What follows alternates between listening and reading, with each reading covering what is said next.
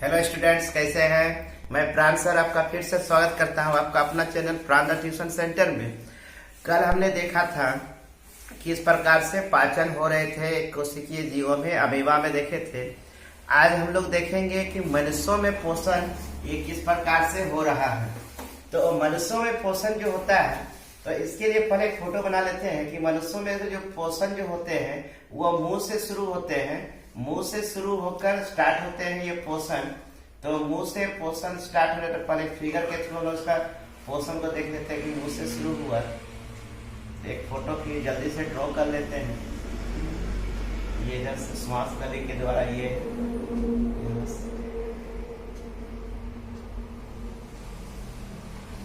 आहार नाल है। ये आहार नाल जो चल रही है इसका। इसके बाद ये आमाशय से होती हुई खाना जो है ये आमाशय में आती है खाना। आमाशय के थ्रू फिर ये यहाँ पे अग्नाशय ग्रंथियां होती है। ये अग्नाशय ग्रंथि है। इस अग्नाशय ग्रंथि से ये आ जाएगी नीचे छोटी आंत में, और इसी अग्नाशय से एक नली निकलती है जो जाती है यकृत में।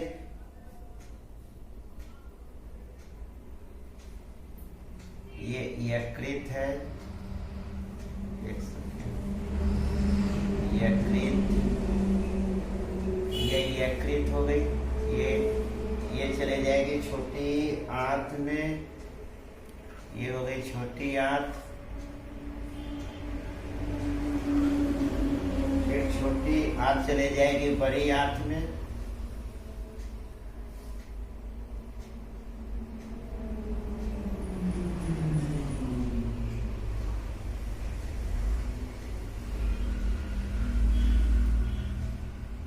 ये गुदा द्वार हो गया, ये मल द्वार हो गया। तो ये मोटा मोटी एक हो जाता है पाचन। मनुष्यों का पाचन कुछ इसी प्रकार से स्टार्ट होती है। ये कहलाती है आहार नाल, या इसको ग्रास नली भी बोलते हैं। ये हो गया मुख। नीचे में यहाँ पे लाल ग्रंथियां पाई जाती हैं।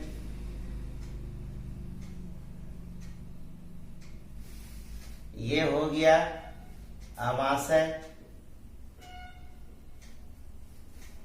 ये हो गया अग्नाशय।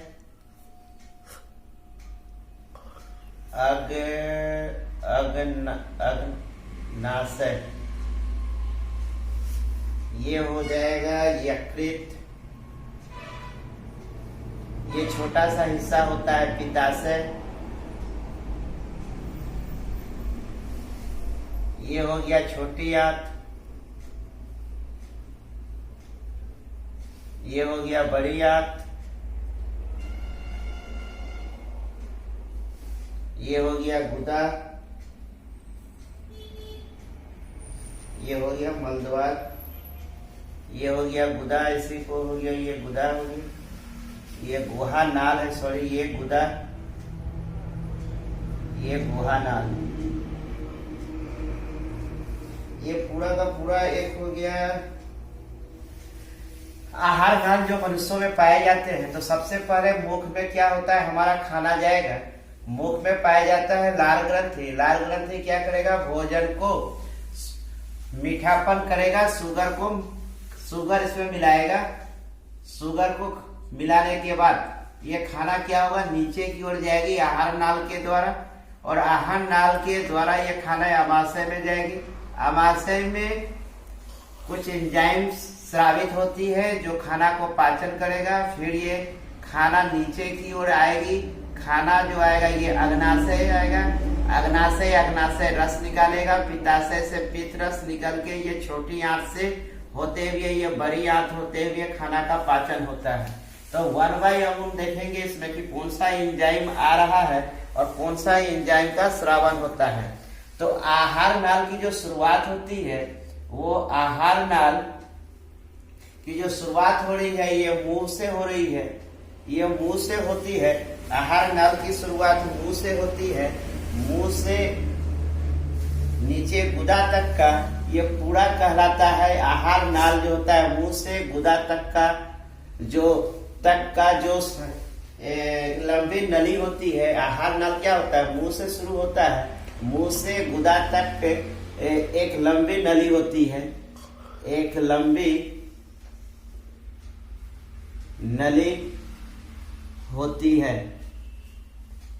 ये पूरा का पूरा क्या है, एक लंबी नली होती है आहार नाल। मतलब फोटो में भी देख सकते हैं कि इस प्रकार से मुंह से शुरू हो रहा है और ये पूरा का पूरा क्या होता है, एक रास्ते से होते हुए पूरा नीचे गुदा तक ये जा रही है।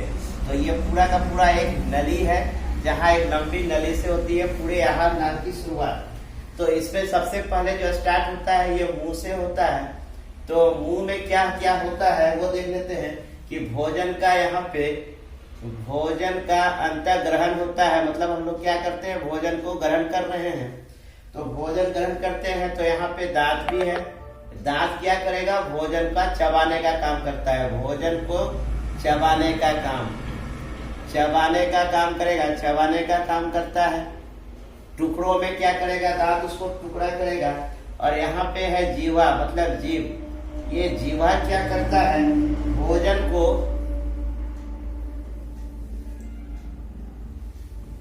लार के साथ मिलाता है, मिलाने का काम करेगा, मिलाता है।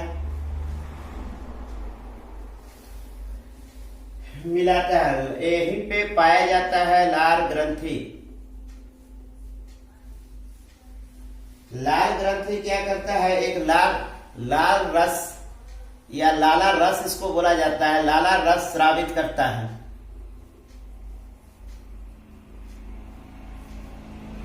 ये स्रावित करता है, जो क्या करता है, खाना को, स्टार्च को क्या करते हैं, शर्करा माल्टोज में बदल देता है। हमारे जो खाना का जो शुगर, जो शर्करा है, ये शर्करा को माल्टोज में कन्वर्ट कर देता है, तो ये काम करता है। इसके बाद भोजन आहार नाल से होता हुआ पहुंचता कहाँ है, आमाशय में पहुंचेगा खाना। अब आमाशय में खाना पहुंचने के बाद क्या करता है, यहाँ पे 3 ग्रंथियां पाचन एंजाइम पाई जाती है। 3 प्रकार के एंजाइम होते हैं। 3 प्रकार के एंजाइम होते हैं। सबसे पहले निकलेगा पेप्सिन, फिर दूसरा में आएगा इसमें हाइड्रोक्लोरिक अम्ल,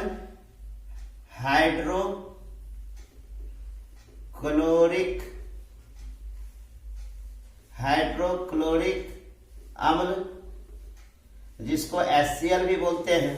और तीसरा में है पेप्सिन हो गया, हाइड्रोक्लोरिक अम्ल हो गया, और फिर सलेस्मा।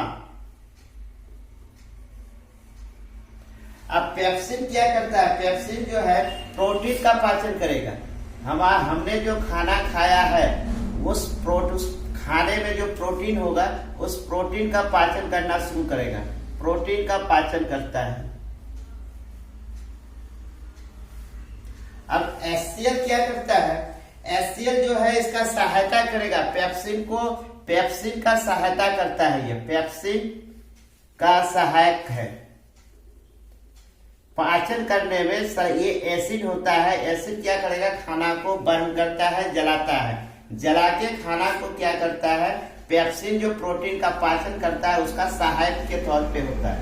अब सलेस्मा का काम क्या है, अत्यधिक अगर HCl का स्रावित हो जाता है तो हमारा, इधर फिगर से समझेंगे, अगर HCl का अगर ज्यादा स्रावित हो रहा है, मतलब यहाँ से अगर HCl ज्यादा बन गया, तो HCl क्या है, एक एसिड है। इस एसिड के ज्यादा बनने से इनकी जो भीतरी जो दीवार है, ये आंतरिक दीवार जो है, ये कहीं खराब ना हो जाए या जल ना जाए इस एसिड से ज्यादा बनने के कारण। तो इससे क्या करता है, सलेस्मा इस जलने HCl से दीवार न जले उसके लिए हमको सहायता करता है। तो सलेस्मा का काम है आमाशय के आंतरिक श्लेष्मा के आंतरिक स्तर की या स्तर की अम्ल से रक्षा करना। कौन सा अम्ल होगा यहाँ पे? HCl। HCl अम्ल से क्या करेगा? रक्षा करता है आंतरिक दीवार को। अब खाना देखो आमाशय हो गया। खाना कहा मुंह से चला था, भोजन का अंतर ग्रहण करते हुए खाना अब आमाशय हो गया। आमाशय से खाना अब क्या करता है? ये छोटी आंत तक पहुंचता है, लेकिन छोटी आंत से पहले यहाँ पे अग्नाशय भी है और यकृत भी है। तो यहाँ से अग्नाशय रस निकलेगा, यकृत से रस निकलेगा, पित्ताशय से पित्त रस निकल के तीनों खाना को यहाँ पे खाना को इस जगह पे तीनों जगह से रस निकल के खाना का पाचन करता है। तो अब देखते हैं कि आंत रस क्या करता है। आंत रस जो है मतलब अग्नाशय जो है, छोटी आंत जो है, ये छोटी आंत में खाना आने से पहले यकृत तथा अग्नाशय, ये अग्नाशय जो है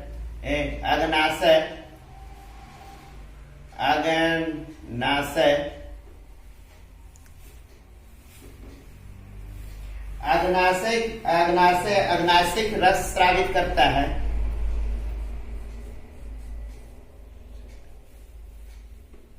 रस स्रावित करता है।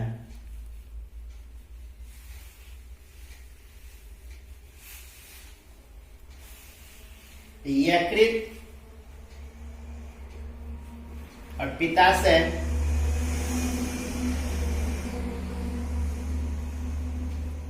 पित्त रस स्रावित करता है।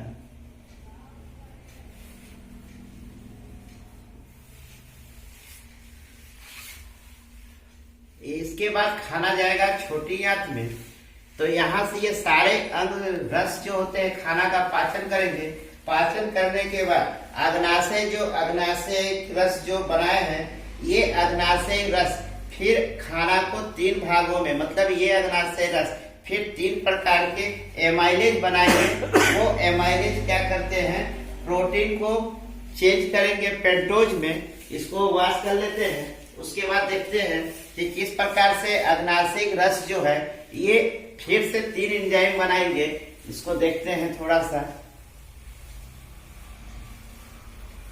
ये अग्नाशय जो रस जो है, ये अग्नाशय रस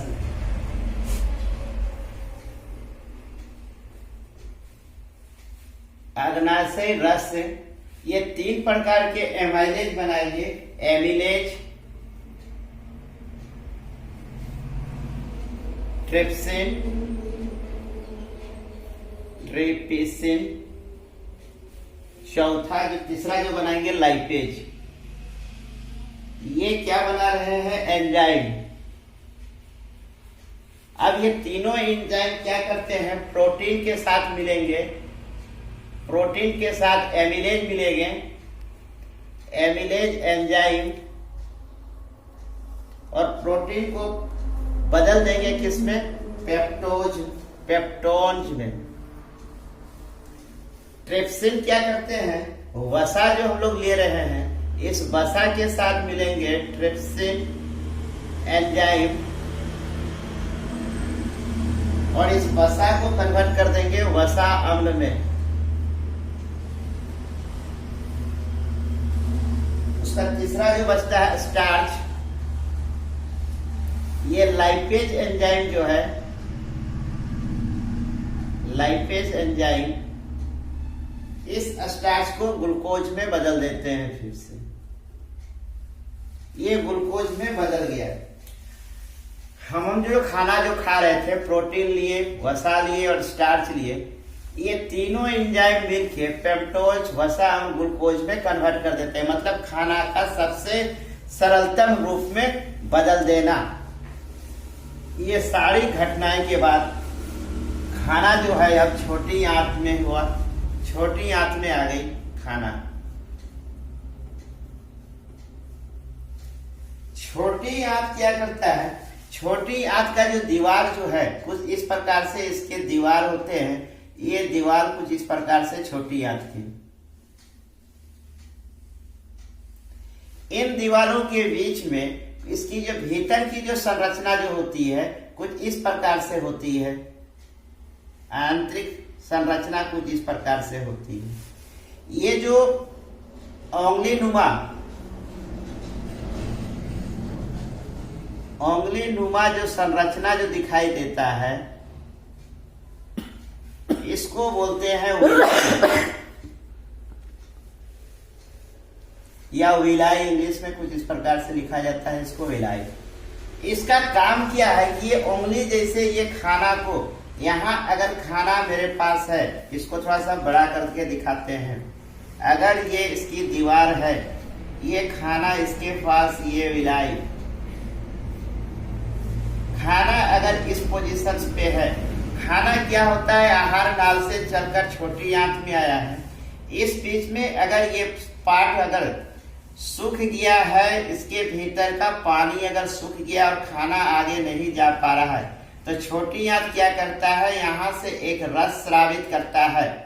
ये रस स्रावित करने से क्या होता है, ये भोजन का जो कण है ये गीला हो जाएगा और ये उंगली नुमा संरचना इसको आगे की ओर पुश करता है इस डायरेक्शन में। खाना को यहाँ से धक्का देगा, ये नीचे से धक्का देगा, ये यहाँ से धक्का देगा, ये खाना, और इस तरह से धक्का देते हुए ये छोटी आंत के पूरे छोटी आंत में सर्कल में घूमता हुआ चला जाएगा और इसके भीतर में जो भी खाने में प्रोटीन, वसा और ग्लूकोज है, इसका हम लोग क्या करेंगे, उपयोग करते रहेंगे। तो इस तरह से इसको कहते हैं विलाई, जो उंगली नुमा संरचना होती है उससे।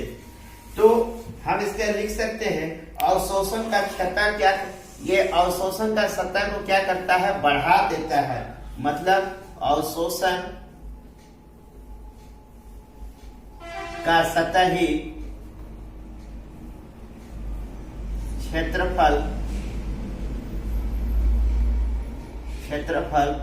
बढ़ा देता है, इसका सतह ही बढ़ा देगा। अब इसके बाद छोटी आंत के बाद ये खाना चले जाएगा कहाँ, बड़ी आंत में।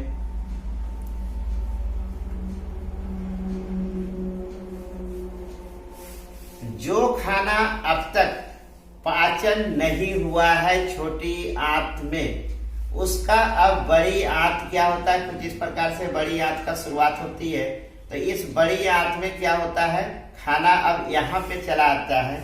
अब इस खाना में जितना बचा हुआ जो भी अब प्रोटीन हो, वसा हो, स्टार्च हो, ये इसका आखिरी सफर हो सकता है बोलने का, कि अब इसका अधिक से अधिक अगर इस खाना में थोड़ा सा भी बच गया हो तो उसका अवशोषण बड़ी आंत द्वारा कर लिया जाता है।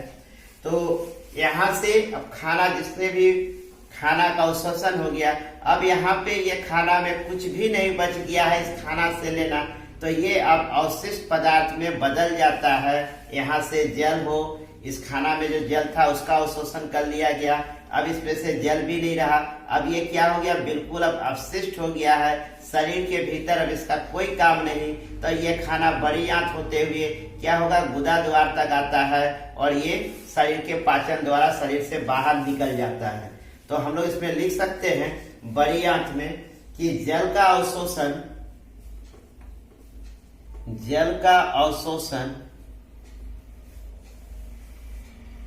वैच्य मतलब बेकार पदार्थ, जो वेस्ट प्रोडक्ट है, पदार्थ द्वारा शरीर से बाहर कर दिया जाता है। तो हमने देखा किस प्रकार से मनुष्यों में पोषण होता है। एक लंबी श्रृंखला होती है, आहार के मुख से लेके गुदा तक की लंबी श्रृंखला नली के द्वारा होती है, जिसके अलग अलग जगहों पार्ट से, अमाशय से, अग्नाशय से, यकृत से, पित्ताशय से, छोटी आंत से, बड़ी आंत से कुछ एंजाइम का स्रावन होता है और ये खाना का पाचन होता है। तो हम लोग देखें कि किस प्रकार से इसमें मनुष्यों में पाचन होता है। इसके बाद हम लोग जो नेक्स्ट क्लास में देखेंगे कि किस प्रकार से श्वसन क्रिया होती है, तब उसके बारे में डिटेल से देखेंगे थोड़ा कि श्वसन। इसके बाद का जो टॉपिक है वो श्वसन क्रिया के ऊपर में है, तो श्वसन क्रिया के बारे में हम लोग स्टडी करेंगे। हम लोग नेक्स्ट वीडियो में उसमें जाके देखेंगे श्वसन को। तब तक के लिए बच्चों थैंक्स।